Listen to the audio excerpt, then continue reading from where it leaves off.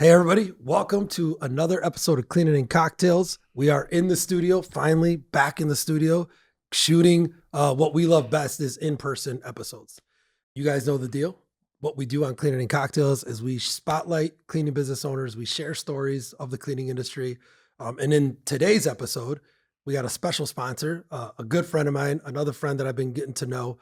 They're from Blue Skies Bookkeeping Services. I've got John Disselkamp, who's also the owner of First Class Commercial Cleaning.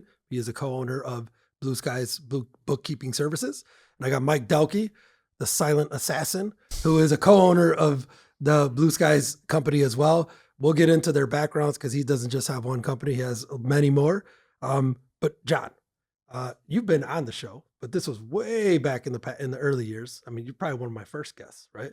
Yeah. To see you come back and then to talk about this specific company. And it's cool for me to see because we'll talk about it later in the episode too, but where we came from and how we've known each other. Progression is always awesome to see. So I'll take a pause here to let you introduce yourself to the Cleaning Cocktails family. Reintroduce. Let's yourself. do it. Yeah. And I had a lot less gray hairs back then, but when you have 3 kids since the last episode, twin boys. I always tell people, it's like, it's when you see the picture of Obama before he went into office and afterward. That's basically me. So the last episode and now got a lot more gray hairs, literally. Well, thanks, Ricky, for having me, having in this really neat studio. It's amazing how far this show and this brand has come. I think you probably had 3 listeners when we first had the first episode. Maybe 1. Yeah, exactly. But it was a nice conversation with ourselves. But now it's really taken off. I'm impressed, man. John Disselkamp, like you said. My primary job is I'm the owner of First Class Commercial Cleaning out of Louisville, Kentucky. We operate out of Louisville and Lexington. Lexington's just an hour down the road. I could go real detailed, but I'll give you an overview. So I started the company after a banking career of 10, 12 years, wearing a suit, a lot like Mike. He was a financial advisor. I was a banker. I realized I was more of an entrepreneurial personality, if you will. It's the best way to describe it. And decided I was living with my mom. I didn't have any money and didn't have any overhead either, so I jumped right in. I didn't have to keep a full-time job and then do this stuff on the side. And decided to start a company. What I liked about the Janitorial business, and I think we've talked about this, you feel the same way, is if you do good hard work, you treat people well, you're halfway good at relationships and communicating, you can be pretty good at this business. And I found that to be true 8.5, 9 years later. So started with just me and a mop and a 2-day-a-week cleaning account for $600 a month. And we have the picture of him in the mop in the bathroom. You'll see it. Yep, with my gray sweatpants on that I still wear from time to time. My buddy just happened to be walking by that day. So, and then the guy didn't even trust me enough to give me 5 days a week. He stayed with the other guy that didn't even have a company or insurance or anything. And that's how much they didn't trust me at first. And then just, it was just what I call one toilet at a time. My dad was my first employee. He helped me a lot in the first couple of years, and he'd go here and there for me and everything, and my uncle as well. And then I would sell during the day, clean night, sell during the day, clean night. Anyways, eventually grew that, one by one, over the course of the last 8.5, 9 years, and went from literally zero, all organic growth, no acquisitions or anything, from zero to we'll do about 11 million in revenue this year, have about 350 W2 employees, team members. And that's where we are today. That's my cleaning company. And then several years ago, I was lucky enough to meet my friend Mike Dahlke here, who's one of the brightest, a lot smarter than me, entrepreneurs I've been around. Heard him on a podcast and got to know him. And now you're on a podcast with him. Exactly. Now we're on a podcast. It comes full circle. And he called me, was nice enough to allow me to be an investor and strategic partner in a company called Blue Skies Bookkeeping, which we're going to talk about today. And that's a lot of the reason we're here today. And, bookkeeping is something we'll get more into, but something that really helped me scale and I couldn't afford a CFO or a director of finance at the time. And most small businesses don't. And it helped me kind of, scale from that 0 to 11 million until I could afford, a director of finance to do it in the house. So That's me, man. Well, man, I got as you guys, hear John's story, you guys have heard my story many times over, but it's like that's I think why we connected too, is we got a lot of similarities on how we got to where we are today. Mm-hmm. But I remember a couple years back, I think like 2.5 years, yeah, same time when I think you had met Mike, you said, "Hey Rick, you got to meet this guy Mike." I'm like, I know 6 Mikes. I'm like, "What now? Who's this Mike?" I don't need a 7th. But again, if John's speaking highly of somebody, because you're a very intelligent businessman and like the numbers and just when you speak on business, I listen. I know many people do too. Because going to 0 to 10 million, we talked about it. I don't know many in our industry that have done that organically. And then we got Mike, who not only is a co-owner of Blue Skies, you're a co-owner of Booyah Capital. We'll go on and on the list. I think it's up to 10 companies that you own. But I love how John described you, Mike. When we first met, he's like, Rick, this guy just knows how to turn businesses around. He's got a knack for structure, organization, and processes. I'm like, awesome. Things that I'm not great at. Yes, introduce me to this guy because I may need his help. But Mike, do me a favor, introduce yourself on a larger scale to the Cleaning Cocktails audience. Yeah. Again, thanks for having me. And it's been fun to watch the route journey. It's been fun to watch John's journey. Wife, 3 kids, 3 boys. They play soccer and do crazy stuff every day, keep us busy. But similar story, I had a small window cleaning business that we grew to 128 employees, and did it one day at a time and doing all the stuff, went through all the pain, grinded my teeth so bad I've got holes in them, all of the these are not cavities. Yeah, no big deal, right? All the normal stress, had to struggle to make payroll, all those type of things, and got to a point where we were fortunate to hire someone to run that business, and then started investing in other ones. And the reality was that the investments we made were because no one else would do them, because they were dirty, ugly businesses that no one else wanted to deal with, or they were turnarounds in a distressed situation. And we were entrepreneurial enough to say, hey, well, what's the worst that could happen? We could lose a little money.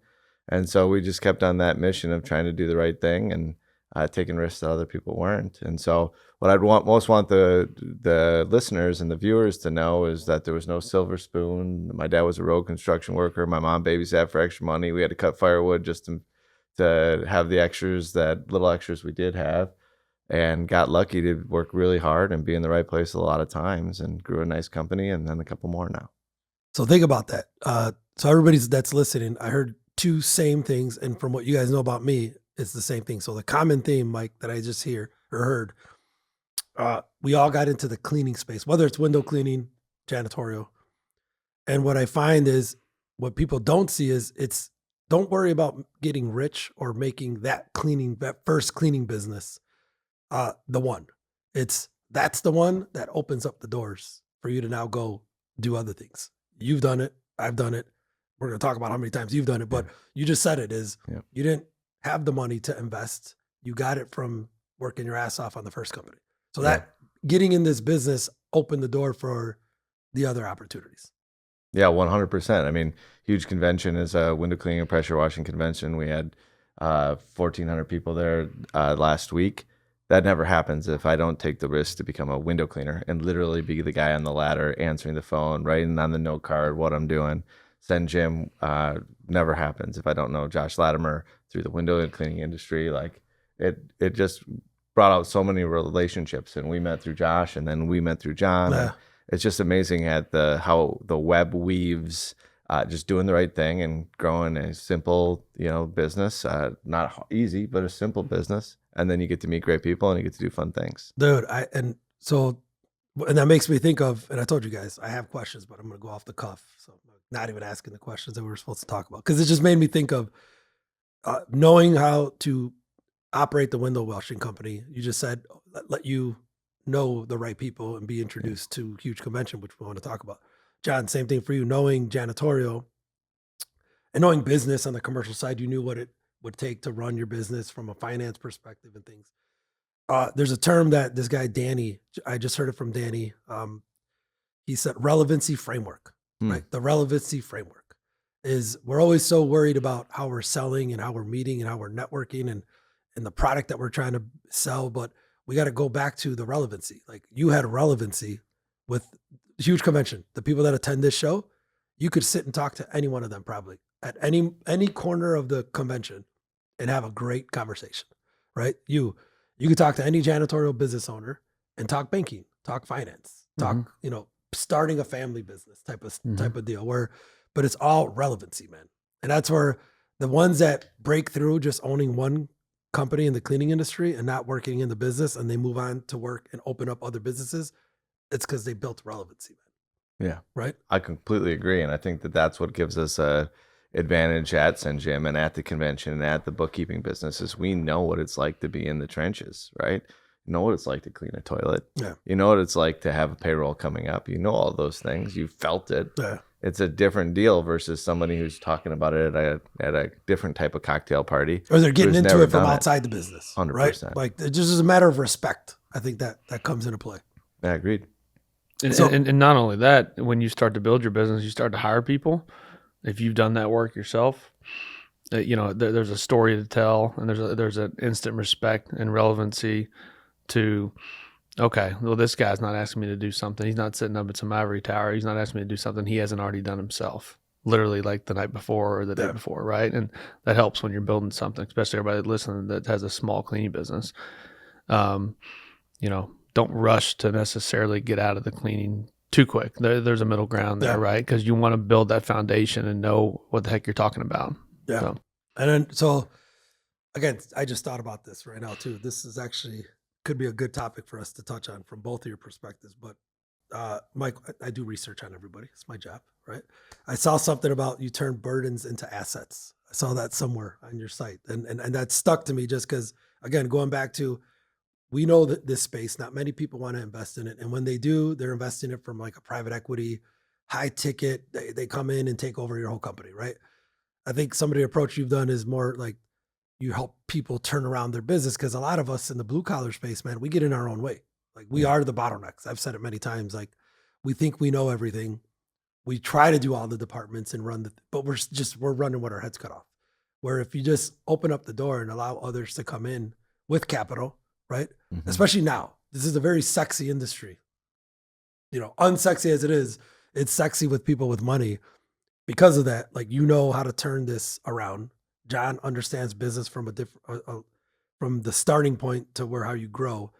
You guys both talk about, like, do you guys see that as an opportunity? People may see this as a tough skin business, low margins, hard to make money, hard to scale. But would you guys say you look at it as opportunity? I for sure do. So the burden, from a burden to a business or an asset, really came from, I saw so many of my friends after I was fortunate to get on the other side of all of the complexity and the pain and get to a point where there's still struggles, but it was smoother.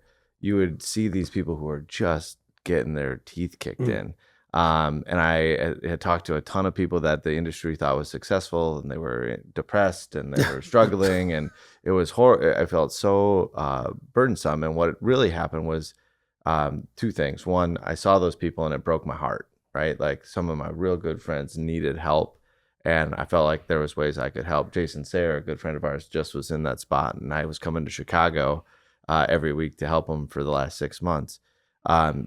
But the other thing was, me and my wife were walking down the street and we're saying, okay, we finally got some resources, and we've always given a little bit to charity. Mm-hmm. But what a better place to give money than to somebody who's going to treat the people that work for them really well.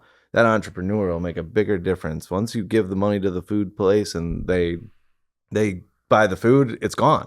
There's low impact. Yeah, I mean, it's over. Like, yeah, it's not sustainable. It's not repeatable. It's transactional. Right? But an entrepreneur who can make a difference in somebody's life, it becomes relational. It comes this. So we decided to start tithing into entrepreneurs. And if the money came back, great. If it didn't, oh well. Yeah. It was a deal. So a combination of like seeing these people who really needed help or got stuck in their head and couldn't get out of it. Usually it's head stuff, mindset, right? Mindset stuff. And then they needed a little bit of money to unstick it, and not having a we call them bag of dicks from New York, who are, you gotta get your number, you got your number. We were, no, you gotta treat your people well, you gotta treat your people well. And it changed everything for us. Which is tough, because when you hear of private equity or those people that come in, that the traditional capital, a lot of times that is what they're driving, is like, bottom line, profitability, this. But the non-traditional stuff is like what you did. And John, I want to talk about you coming into Blue Skies, right? Is like, again, relevancy. You were using the product that helped you then become more aware of your numbers because you can't afford a CFO, right? So talk about, because you're in the business, why Blue Skies was it attractive to you to get involved with? Yeah, and if I could back up just for a second, I mean, what he was saying too, I mean, between the three of us, 500 employees, 350, how many under all your businesses? No idea.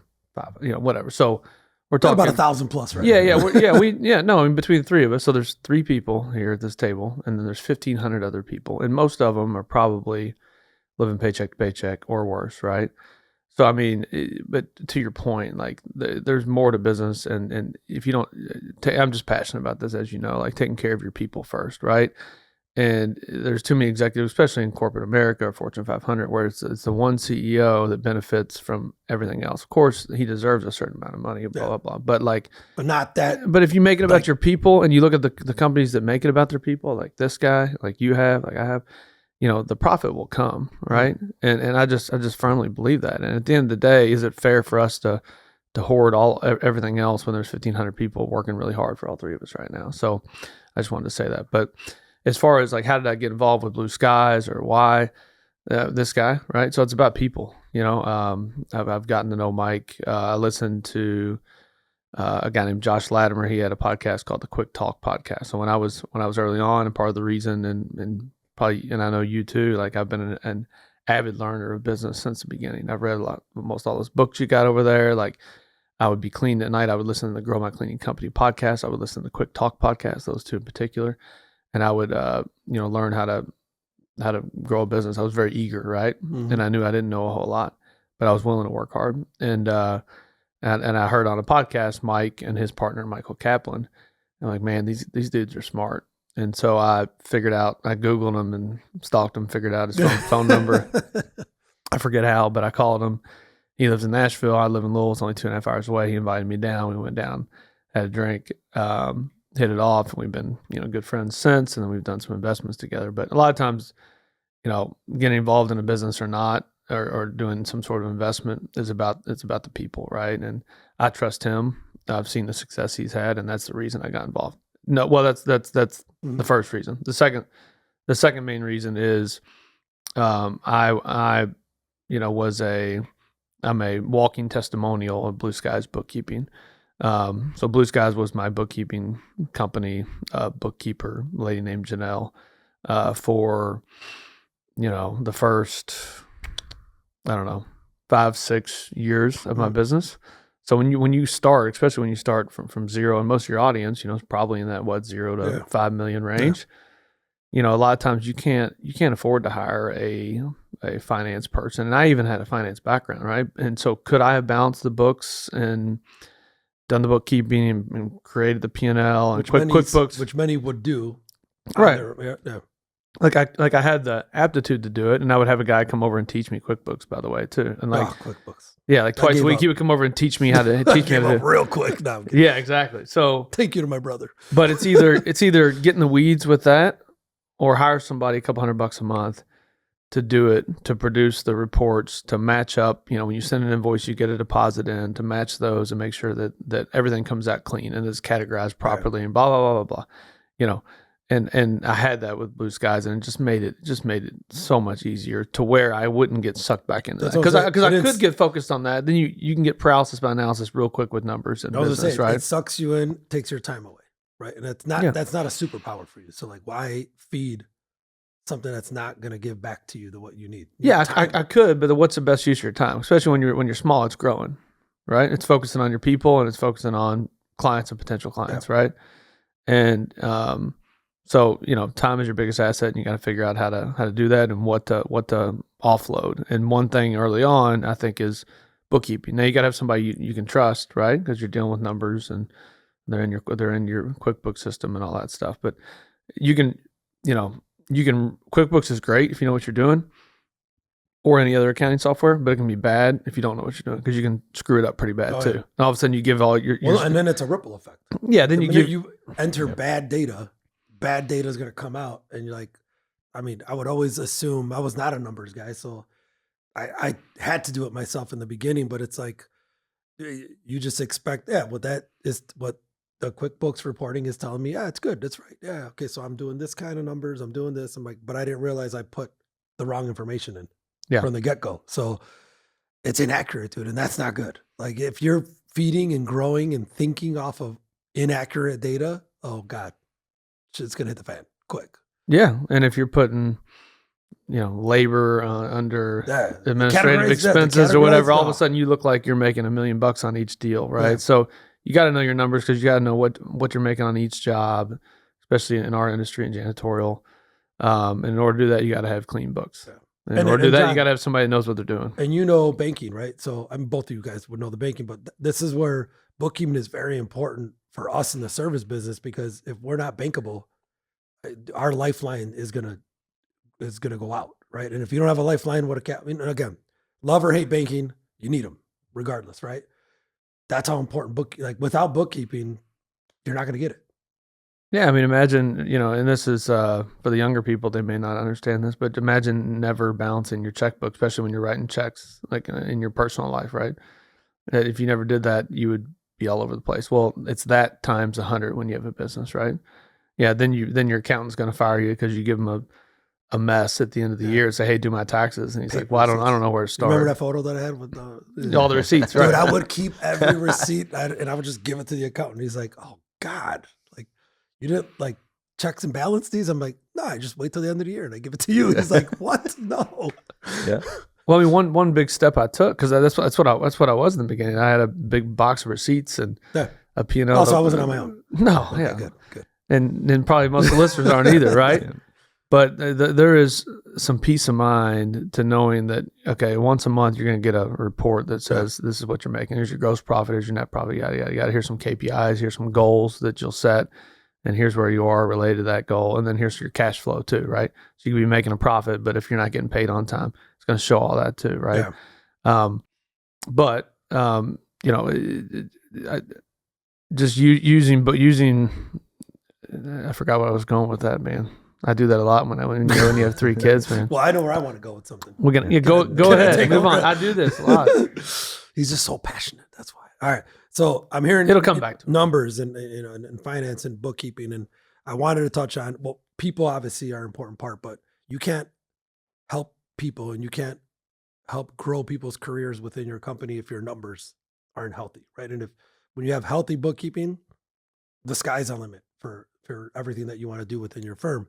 Do me a favor, and Mike, you could take it, or John, you could take it, is share with the audience because a lot of them may be right in the middle of it right now. Some of them are probably in the middle of cleaning at a shift right now. They're sending an invoice out. They're in the middle of, I need a line of credit. Like how do I want to say it? Like they shouldn't feel that they're vulnerable by asking for help, because a lot of us as entrepreneurs early on, we feel, I got it. Like, don't worry about it. Like, I know, number in, number out. I got to do this. I got to do that. How often or how quickly should somebody early on, like let's say they're 250,000 in your business, 100,000 in your business, a 500,000 in your business, if they're not taking care of their bookkeeping, how quickly is it to onboard with like a blue sky? And because it could be scary, you guys, right? Like, hey, I don't trust this person with my numbers and my invoicing and my it's scary. Like, we're very protective. I was very protective of my stuff. So talk to me about that. Yeah. So I don't know the other bookkeeping companies, but for Blue Skies, it depends on if there's cleanup. To your point of, you can screw them up real bad. I had screwed them up real bad at one of our businesses, and it took about 6 weeks to get everything clean and get real reports and things like that. Another one of our businesses, that's a route work window cleaning business. We just do storefronts. That's it. That one, they were up and running in 2 weeks and everything was good. And we did it right when we hit probably 25,000 of revenue. And so it's never too soon. Yeah. We just didn't want to think about it. You almost want to do it from the beginning. Yeah. Okay. Yeah. Because then you start, now you have a polished business from day one versus, if people, like somebody may say, hey, I've been in business for 3 years. I do, 200,000 a year in revenue. So I guess you can't know exactly what it's going to take, but assume there's some cleanup first, right? Yeah. And then we got to get you on the right path. Yeah, I would agree with that. And I think that the biggest thing, regardless of where anyone is at, is like even our businesses now, you just don't want to think about it. You got enough stresses trying to go get the next customer, the next invoice, to get all this stuff. man, thinking about, well, where do I classify this or how do I do bookkeeping is just not Dude, something that's worth thinking about. You said a magic word there that I think, again, not part of our conversation, but we're going to talk about it, is stress. Like I sit back sometimes and I think about throughout the years of growing the business and running the business is the moments that I had high stress, like the stress building came from finance, Yeah. numbers, like not as much sales, managing the people. Like that was fun for me in my example. Like I feel most business owners or most people in management and leadership, finance, numbers, budgeting, sales forecasting, that's the scariest moments that I feel like if you had like a pulse on what's going on, right? Like talk about how stress building this is. Route pulse. Route pulse. Yeah. Throw that in there. The pulse of your business. No, I'm kidding. For me, it was everything in the beginning. Like all the moments that I remember being super stressed, it had to do with either the balance in my bank account or payroll on Friday. Yeah. Like payroll. I have said, I've shared this multiple times, but about twice a year, I'd be literally crying in my wife's lap saying, I don't know how we're going to make payroll on Friday, right? Like, especially the 2-3 payrolls a month. Oh, my God. Those are two worst months of the year. Yeah. Like, come on. What are we going to do? Those are the worst. Yeah, oh God. Yeah. And then you say, wow, we lost all this money last week because we had all these payroll. Oh God. Yeah. So it was always stressful. And even today, we've got one business that's been hurt by the collapse of construction in Minneapolis, and it really hurts. And so we have to put money into that business just to keep it going, to try to get through this business cycle. And it's still stressful. Every single time you get that call, it's like, oh my gosh, is this ever going to end? And all that kind of stuff. So I still think, even being in a different position than crying in my wife's lap, it's still stressful. It's still the most It's just stressful. a different type of stress, right? And how we manage it. 100%. I feel like, But there's no crying and cleaning. I've cried many times. You know, Me too. it was the sun. The sun was in my eyes. Yeah, it was the sun. Yeah, it was the sun. Yeah. So No, to piggyback, I can't talk. to piggyback on, not that this helps manage stress, but in a way I think it does. And I feel like both of you guys can take this too. I'll start with John. John, EOS. It's been a big part of your life and your business. Many people may know what EOS is. Many people may not. Not that I want to do a commercial on EOS, but like share a little bit on how that impacted you. And then Mike, I'll have you pick it back up because John did share with me is how you use EOS for across the different portfolio companies. Yeah. So, but John, start with you. Yeah, and maybe I'll just say, just in case there's people that don't know, and you probably hear the buzzword EOS. I heard it, many years ago. I kept listening, and again, avid learners, and anybody listening right now, if you want to grow to the next level, you got to learn. You got to listen to podcasts and read books. I kept hearing this book called Traction. Everybody's talking about this book called Traction, so I read it, and it was basically Traction by Gino Wickman. Explains the EOS system, so entrepreneurial operating system. It's not a system in terms of like route where it's like an IT type system, right? Mm-hmm. It's just a way of doing business, right? And it's basically takes all the simple concepts of how to run a business, whether it's right people, you need the right people in the right seats, or you need data and accurate data, going back to books, right? Yeah. In order to make good decisions, right? So it took simple concepts and put it all together and said, hey, here's a way of doing business. Here's how often you meet as a leadership team. Here's what a leadership team is and how you form it, and who should be on it, who shouldn't. How often you have meetings, and then quarterly sessions with your leadership team to get together. How do you build process? How do you build a vision? How do you start with those core values and core purpose? If you don't know what those are, then you don't really know where you're going, right? And you're setting goals, and it's 1 year, and it's quarterly, and all that stuff. So it's not anything that's like novel or some new idea or unique, right?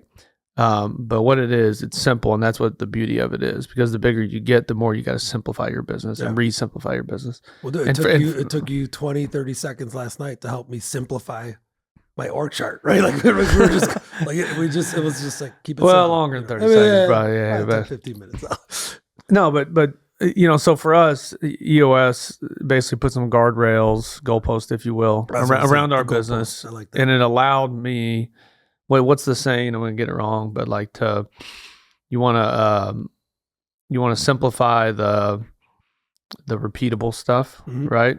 so you can be exceptional Yeah, at that's the stuff that should be automated.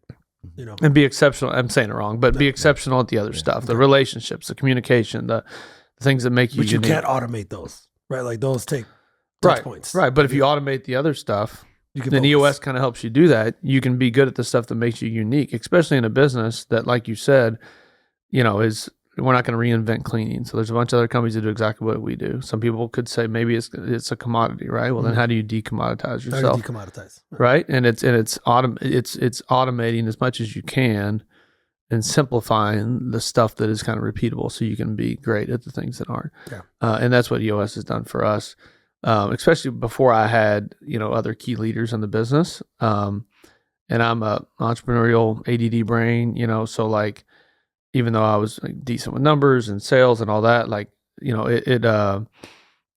I needed, and this is before I had, Jeremy, who's our president and COO, and Katie and Sherry and Lindsay and Mike, all of our key leaders. I needed something to organize in order to scale. And that's what EOS did for me. It helped me put structure around the business so I could grow and scale. And obviously it's worked, right? Yeah. No, I see it. It's working, man. And so, Mike, talk to me on, because like I was telling John yesterday, this past month for Route, we've kind of like hit the refresh button, ignited a new sense of like camaraderie with the team, where we went back to the drawing board. We did, instead of EOS, we were doing the BHAG, the 3HAG approach.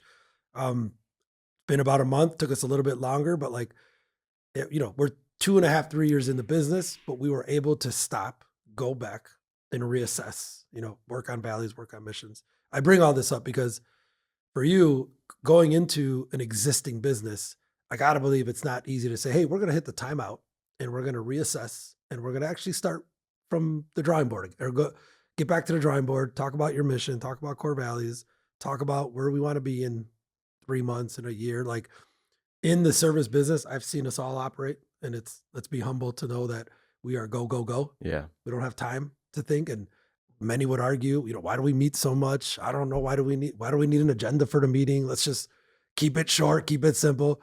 Talk to me on how important it is to implement this to these portfolio companies that you have. Yeah. So in the early days with the turnarounds, there isn't a lot of time to think. You just have to act instinctively, and you're not talking about mission, core values until it's through that kind of initial stage of hell. Mm-hmm. But now I think we've got 9 larger companies. They're all on a version of EOS, very similar to it, where we have all the metrics, all the issues, all the scorecards. And so me as an owner, and not as someone that's in the business every day, I spend my Fridays looking at their scorecard, their issues and their stuff, but I don't have to be in any of the meetings. Right. So I look at it and I go, I might want to talk to Dixon because at Senjim, we lost a little revenue last week that doesn't make sense. And I want to dig into that and just make sure that he knows I'm watching. Yeah. But I don't have to go to the meetings. I don't have to do that stuff because I have the same brain you do. If I'm in a meeting, I'm destroying it. Yeah. Right. Like, let me tell you about this idea. Oh, I had that idea. Let's productive. Go. Not productive. Right. Taking it over. Get me here where I'm we can have a conversation. You're giving them the framework though. Yeah. Right. So they've got the framework. Okay. They know how to do it. They're taking notes in the issues that they have on the software, so I can read those notes. So I can see everything they talked about. Sends a summary at the end of it, so you can read the summary and go, I've got this. But the people that are detailed, that like meetings, that like those conversations, they need that structure. Yeah. They want that structure. I want nothing to do with it. Yeah. Right? Like, give me the bullet points and let me go do the next. Because then you can add value in your way. Yeah. Right? Because that's the thing is the agenda for a meeting, the structure, the organization behind it, it is things you can execute on. Yeah. The problem is when we don't have guardrails and like things to hold us accountable. Like I see those as unnecessary meetings, right? Because like there was no agenda to it. We didn't even know what we're going to take action on now. If you saw the summary of that meeting, like you probably can't add value because you can't help with any kind of decision making. Yeah, right. For sure. And you get these people that are very different than us that like running these businesses, that like the operations and like making the trains run on time and like all this structure. And it's very, very useful to them because they feel like they can predict out things. And I think it's one of the best things that's ever happened for the entrepreneur community, because they can look at it and say, all right, if you run this system, you know that you don't have to think about the system. Now you can worry about trust in your leadership team. You can worry about the next client. You can worry about solving the issues instead of having to think about the structure, to your point. And then you don't have to, you and nothing against like franchises, but a lot of what EOS provides is a free platform that some franchises may offer. Now whether they actually offer that or not, I don't know. But a platform for this is how you do everything. This is kind of a free platform for this is how you do everything. Go ahead. Sorry. No, I was going to say, John, especially like in my scenario, as you guys know, I got a big family business on the cleaning side. Like for those that have family involved with their business, emotions are high, right? So non-family businesses, not as much, because it's just, hey, you got to perform, it's a different element. But with family business, I think this, as I was telling you last night, is very helpful because it takes the emotions out. It's just role, performance, meeting, agenda, goals, KPIs. Like, hey, this is a process that we all need to buy into. No emotions, because emotions is tough in our business. Yeah, and like I was telling you last night, though, a family business, like you're never going to completely get emotions out of it, and you don't want EOS. But then you got the good emotions too, like they kick ass. They work. Exactly. It's no 9 to 5. Yeah, like something like EOS is not going to make everything perfect, and like you said, he does a variation of it. Like you set guardrails. I love the guardrails. You pick and choose good things. Goalpost. Yeah. So guys, that's this question is for Mike. Because John, again, he gave me some good insights, and we laughed about this one. But so I fail at the VA concept, EA, executive assistant concept. Don't have one. Wish I did. Tried twice, didn't work out. John's like, Rick, you need an EA. I'm like, yeah, but who? Like, I can't train. I don't know how to manage them. I can't manage my own time right now. How did you conquer the EA? But what I said last night, I said, how many years? First of all, how many years have you had an EA now? 6. Okay, let's not worry about where you are today. Yeah. Let's go back to day one. That's what I was what gonna did say. you do? Because I can't get past day one. Yeah. So I got really fortunate because we had done a deal where this Jessica, who works for me now, I have 2 now, but Jessica, 2. I can't even get one. This guy got 2. They're you can get different. them, you just can't keep them. Yeah, they're different, right? They do different things, but. Jess had worked for a company that we had invested in. It was Shenzhen. And at that time, Shenzhen was going through some disruption and she wanted it stable. And she had just had children, and she was coming from Quicken Loans with Dan Gilbert and their executive team. And so she had been in a position where she knew how to do it. And the best EAs manage you. You don't manage them. Like I've never had to manage Jessica. So I'm looking what I said I got to last find the right one. Then you got to find the right one. And I do too. I mean, I'm looking to. It's incredible. The first year that I hired Jessica, my income went up $110,000 personally. See, that's all I was going to tell you is, so I've tried to look for some, right? Yep. It's high tickets. Yeah. But to your point, look at the return you just got. Yeah. Like, that's 100%. okay. So the 2 things that I always say, and this really comes from Jess, one is that if you get the VA from the Philippines, they're great at tasks, but they're not going to manage you. They're not going to think for you. They're not going to do all those things.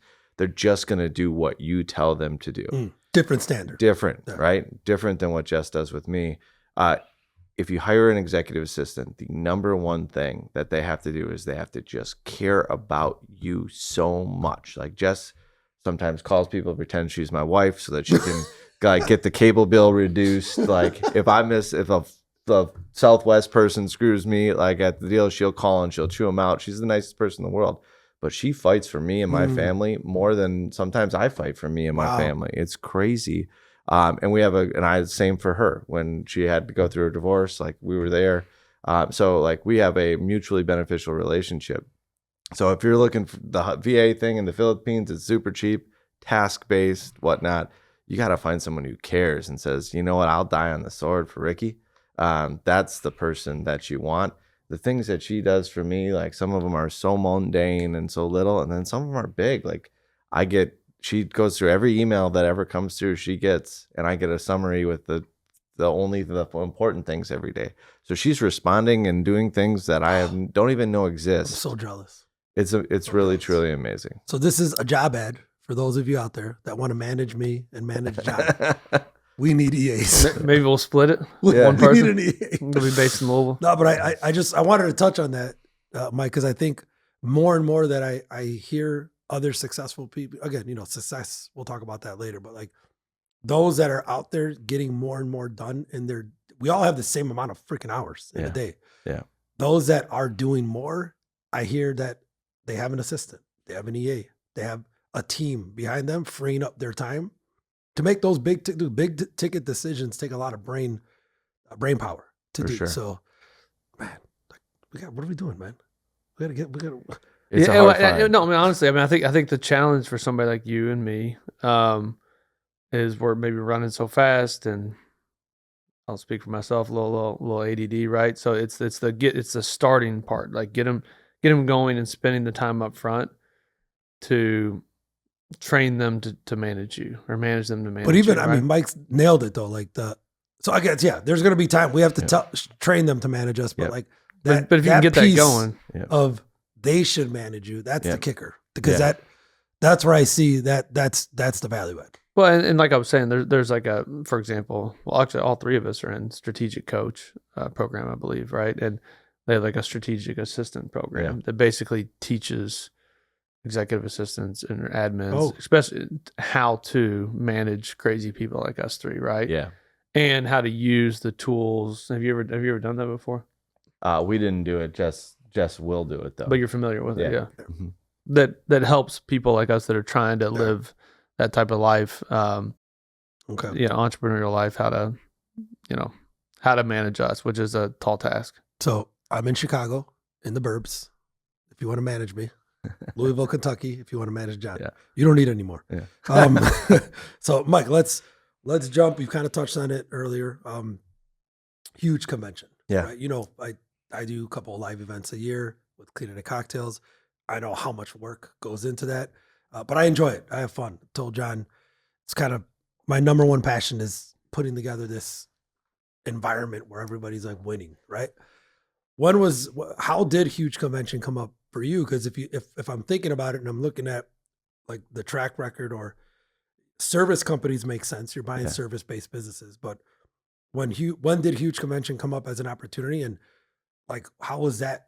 How did you feel getting involved with that? Because that is a different beast. And what is than it? owning and then what is Huge Convention? Yeah, so Huge Convention's the largest window cleaning and pressure washing convention in the country. I think you guys got BSI or BSCI, and ISSA. ISSA and those type of things. And so I had been an attendee cleaning cocktails. cleaning cocktails. Yes, yeah, that'll be the next biggest one. But we were best year we've had 1,700 people came. We've had 1,400 this last year. Live events are down a little bit, but Think about it. That's a lot of people. It was a lot. That's a lot of people. It's a ton of fun. So too. I don't know. I was telling John my invitation to speak? That wasn't Next year. Okay. Next year, yeah. You Main stage. You didn't qualify. Ricky's on main stage next year. Yeah, we had Donald Miller this year. We've had so much fun with it. But what happened was COVID, right? So Chris and Thad, who had owned it, I had done a transaction. Chris was in the deal with Sengem. So I knew him a little bit, and they were trying to sell it, and they were trying to sell it to some other people, and they were dragging their feet and couldn't get it done. And Thad basically called up and said, "We don't know if there'll ever be a live event again. I have some health concerns. I need to get this sold. I need someone who can buy it and buy it now." And I said, "We can buy it. We can buy it now." And he said, "How soon is now?" And I said, "I don't know, a couple days." And he said, "Great." And we signed a 4-page agreement, and super simple, and wired him the money. And now we own a convention where everyone was mad because there was no live event the last year. People were pissed. You're up against it. Yeah, we're getting chewed out left and right. You guys, last year they screwed us and this and that. All of that was fine. Well, we got lucky because the next year live events came back. Everyone wanted to be out again, and so things jumped off. But I remember sitting at a campfire, drinking bourbon with a good friend, and saying, "I don't know if we should do this. I don't know if we shouldn't do this." And he was like, "What's the worst that could happen? You're going to end up with a list of cleaning businesses that you already can talk to. A lot of them are your friends. What's the worst that could happen?" And I was like, "All right, fine." And literally that was the decision, that we'll do it. And then we went and got some strategic investors like we've done with Blue Skies and whatnot that were in the industry that could help. MC the event, could help sell vendor spots, could help sell sponsorships. We put together a team on the cap table as minority positions that could be useful. And it's been probably one of the most fun things I've ever done in my life. It's stressful as all I was get gonna tell out. you, it's stressful, but it's fun, man. It is. Right? It's exhilarating. Yeah. It's like, but you have no option. But like that date, 1,700 people are coming. Yeah, like, so you better get it done. Get you it have done. no options Yeah. but getting it done. It's no, fun. and I'll tell you said a good word, exhilarating, because it's like, dude, you're seeing everybody's networking. It's loud. There's chitter chatter. Speakers are going on. Everybody's excited to be there. Like, Mhm. that's why I enjoy. That's why I'm happy you guys were talking about that, because it's not many people think much about events. They just attend. Yeah. Right. So I appreciate it. So when I had Cleaning Cocktails in San Jose, I don't know if I remember, John, I went to an Apex event from Ryan Stewman. It was called $1 Million Mastermind. So just getting done with our event and then going where, like, I got nothing to worry about. Like, where do I sit? Cool. Yeah. Where's the bathroom? All right, awesome. Do I get swag? Cool. Yeah. I got to enjoy it, but like knowing what's behind the scenes, you appreciate Yeah. events more. Yeah. We have a team full time of 3 people to put on the event. Do they need more work or no? They probably do. But Can they like, help me, you though? know how it is though, like, especially for a once a year event, and we have smaller quarterly events too, but the once a year event, 9 months out of the year, it's pretty quiet. 3 months out of the year, it's absolute hell. Like in 1 week of the year, I told John I averaged 23,000 steps at the Huge, just walking back and forth to different things and helping people out. It was exhilarating and exhausting, but 9 months of the year, it's pretty chill. Pretty chill. Yeah. That's what we just said. Now that we're done, and like we're, Vegas, we got something to do in ISSA, but it's like, man, what do we do? What do we do now? Now what do I do? Yeah, what do I do with my hands? Now we got to do. Oh yeah, let's shoot some more episodes. Yeah. But you got to experience it, John, right? Did you go? I did. You went to the show. How did you think of that, experiencing that? Because to me, as I heard you say, pressure washing, window washing, other home services, though, like it's a little different than ISSA, BSCI. Like what would you say is it's a more niche? Yeah, I mean, commercial. it's more home service versus commercial, right? Okay. But yeah, he was nice enough to ask me to speak on a panel like the night before, like a VIP package, I guess, if attendees wanted to do that.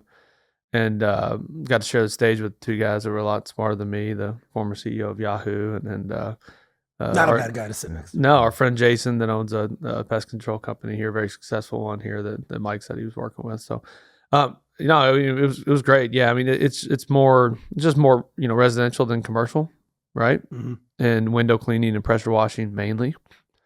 But it was impressive, man. I mean, when you got 1,700 people coming to an event That's like a that, lot of people, man. That's and like Mike's done a great job because I mean it was a well-oiled machine. that's awesome. Yeah, And and then all I had to do, like you said, is just where do I sit, where do I go, that type of thing.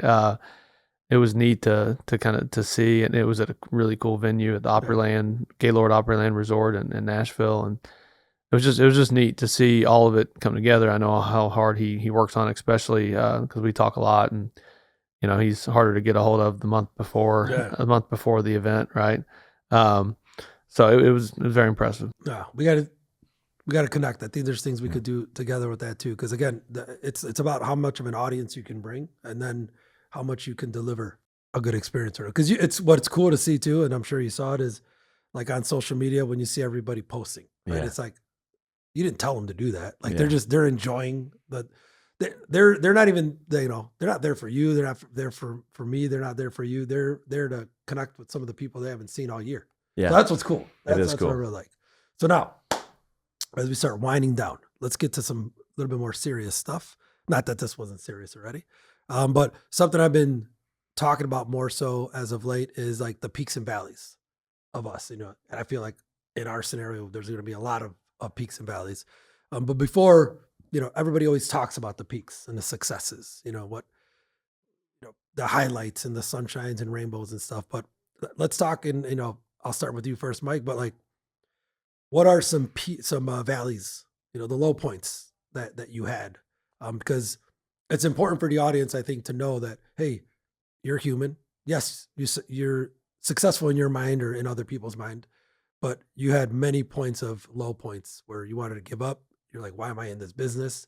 I used to be a very successful advisor, blah blah blah. And then we'll go to you, John. But Mike, talk to me about 1 or 2 low points. Yeah, yesterday or like going back a ways because they're still there. We had a failed security deal that we did. We came in and tried to turn around a company that did like alarm systems, fire alarms, monitoring, and those type of things. And there was a union involved, and we couldn't get the costs to make sense, and we lost a bunch of money there.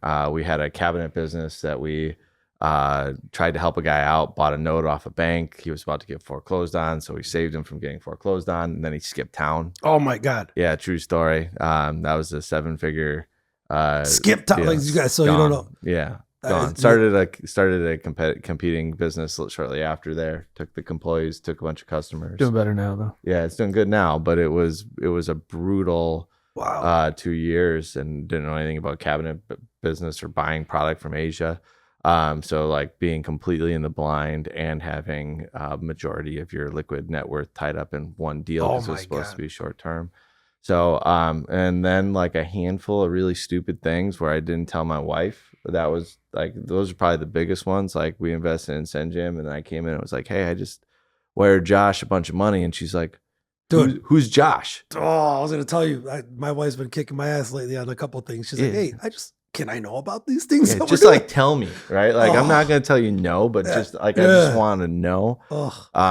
Kaplan always jokes he bought a house one day, like a rental. It was like a $30,000 rental house, and his wife's like, "You're buying houses without me?" like. So I think that one of the big lows was I should have just been more communicating. Like now I have to give her like, "Hey, this is what happened. Like this is what's going on," and she never says no now. She trusts me, but it's the principle. It's the principle of it. So a lot of the lows were like, I thought I did this awesome thing, like, oh, we did this deal, and then I get home and she's like, you really didn't? You just spent all of them. That's like 10 college funds, you idiot. Like those type of things. But and think about it though.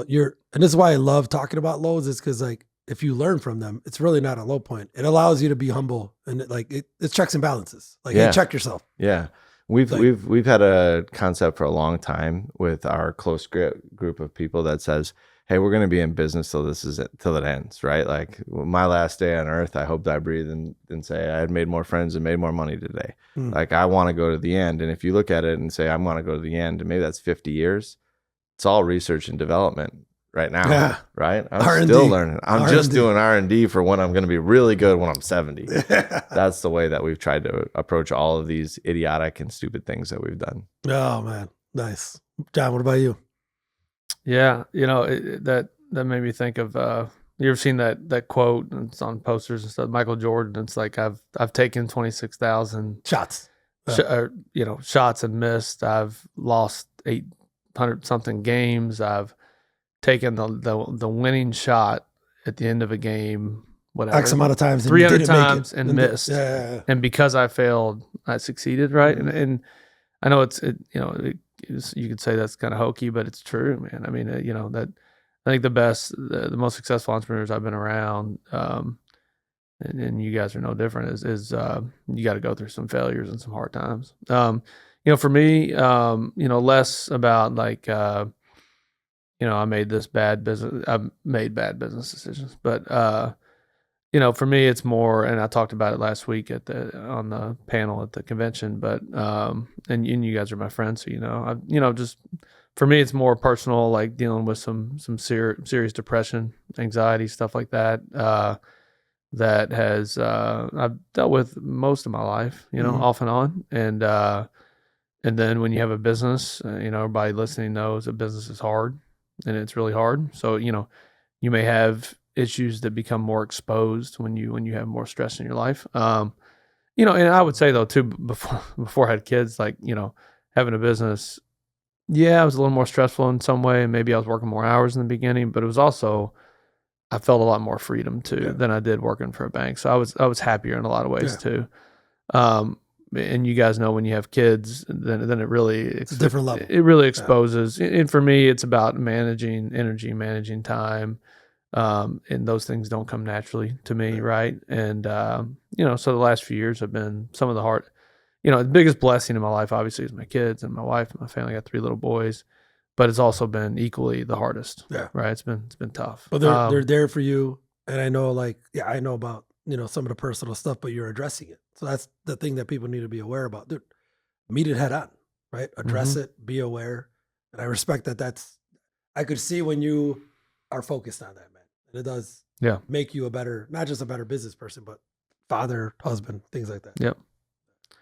I'm the one that was saying there's no crying in No, podcast. come on, man. Yeah. You and Tony alone. I've had a couple crying situations there. Our last one that is my friend Chris talks about that. He's like, yeah, it's no joke. It's no joke, man. I mean, it's serious awareness. shit. I mean, there's a difference between and depression. People don't think depression and anxiety like, oh, you're good.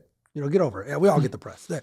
Some of us get depressed and have anxiety in a different level. It's triggers, man. It's different trigger. Right? Like, yeah, if it's situational and you got the blues because your girlfriend broke up with you or whatever, like, yeah, that sucks, and you probably are depressed, but it goes away, right? But like, some of the stuff I've dealt with, and I'm sure other people have dealt with, is sometimes you don't even know why, right? You can't even point to why. Like, it was because Ricky was an asshole to me. No, like, I can't tie it back to that always, right? It's just something I've dealt with, and some of it's self-inflicted, and some habits that I need to be better at and be more disciplined with in my life, and realize I'm 44, but I still have habits like I'm 20 something, right? Like, I need to like go to sleep on time. Said, I need to like do things. We need 6 to 8 hours of sleep now. Yeah. Yeah. I stopped the hangover stuff. that wasn't good, but no way.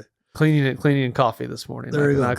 Cleaning and coffee, cleaning and kombucha. I like kombucha. Yeah. All right. So as we wrap up, I want to end with one question each. It's the same question for you guys.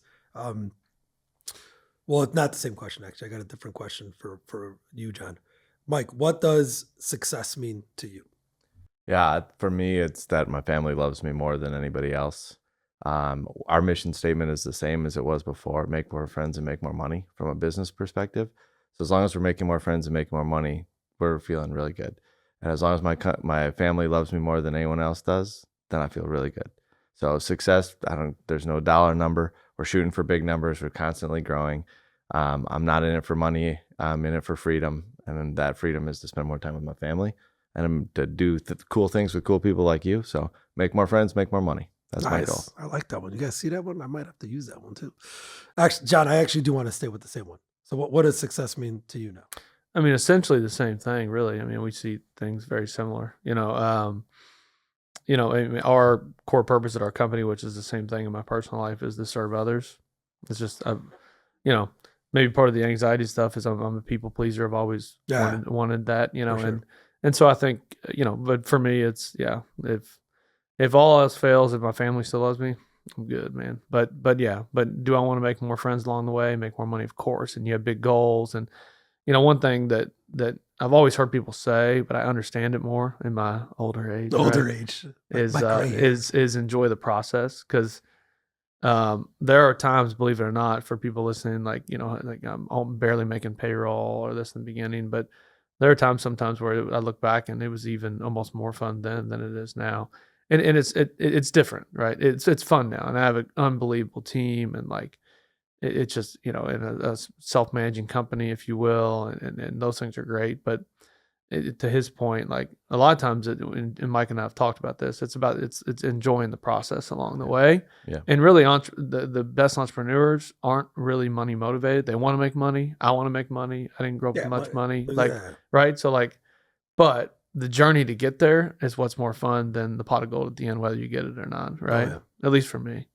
But I think it comes back to family, and I have a work family too, right? So it's about taking care of them. Yeah, and I'll tell you guys, like, the low points or the failures per se, like they define, like, dude, it's about like it's cliche, but like you get back up or you push forward or use a negative as a positive for opportunities and things like that. But I feel like it truly does define you to understand that journey and process, because without those low points and the failures or the situations where you think like, hey, I'm up against the wall, it's gonna, it's just not going to work for me. I got to give up.